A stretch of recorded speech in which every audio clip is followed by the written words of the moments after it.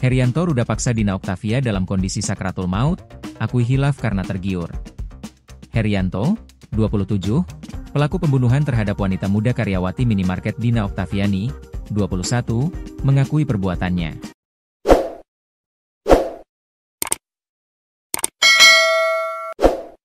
Bahkan Herianto mengaku telah meruda paksa korban saat dalam kondisi sakratul maut atau sekarat. Sakratul maut adalah proses menyakitkan dan menegangkan saat ruh terpisah dari jasad, menandai akhir kehidupan manusia dan dialami setiap makhluk bernyawa. Pasalnya perbuatan bejat Herianto itu dilakukan setelah mencekik Dina hingga tak sadarkan diri.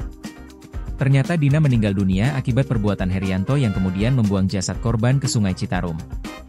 Jasad Dina ditemukan di aliran Sungai Citarum Desa Curug, Kecamatan Kelari, Karawang, Jawa Barat pada Selasa, 7 Oktober 2025.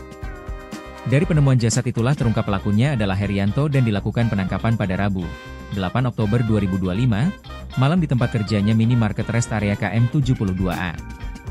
Herianto merupakan kepala toko di tempat korban bekerja di sebuah minimarket. Saat ditangkap, kepada polisi Herianto berdalih awalnya tak berniat menghabisi korban. Dia mengungkap awalnya korban sering curhat soal asmara dengan pacarnya. Korban ketika itu putus dan tidak bisa melupakan mantan pacarnya hingga meminta dicarikan orang pintar agar bisa melupakan mantan pacarnya. Jauh-jauh hari dia, korban cerita, "Pak, saya pacaran sama dia tapi udah nggak ada rasa lagi sama saya." Ya intinya supaya si cowoknya mau lagi, kalau nggak pun pengen diobatin supaya saya lupa, nggak ada rasa. Terus kebetulan saya deket sama orang-orang yang bisa dimintain pertolongan kayak hal mistis.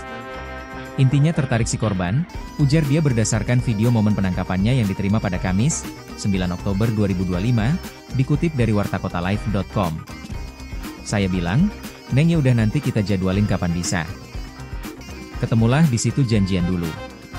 Saya nggak ada niatan aneh-aneh, niatnya bantu," tuturnya.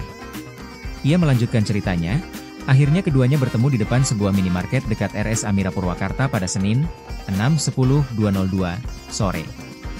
Dari sana, pelaku kemudian mengajak korban ke rumahnya. Saat berbincang di rumah, Herianto mengaku sempat meminjam uang kepada korban sebesar 1,5 juta rupiah. Setelah itu, pelaku mengaku muncul niatan membunuh korban karena melihat perhiasan yang dipakai korban. "Waktu di rumah itu saya sempat pinjam uang 1,5 juta rupiah karena posisinya kan saya gak pegang uang. Dia sempat transfer ke saya.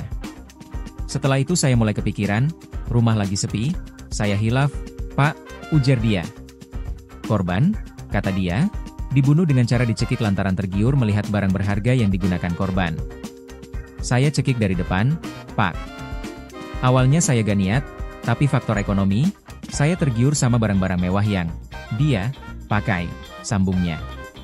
Tak berhenti di situ, pelaku juga mengakui sudah menyetubuhi korban usai mencekiknya. Barang-barang berharga milik korban berupa anting, cincin, kalung, 2 HP dan motor juga digasak.